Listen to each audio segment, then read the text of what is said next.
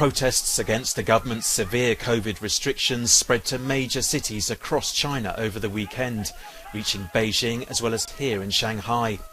Thousands of protesters took to the city's streets, an extremely rare sight in a country whose government hardly ever tolerates criticism. Hundreds shouted, "President Xi Jinping, step down."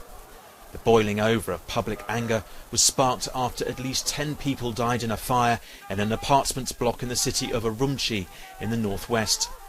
Many of the protesters suspected the tragedy was made worse by the rigid COVID rules that have continued even as most of the rest of the world has dropped their restrictions.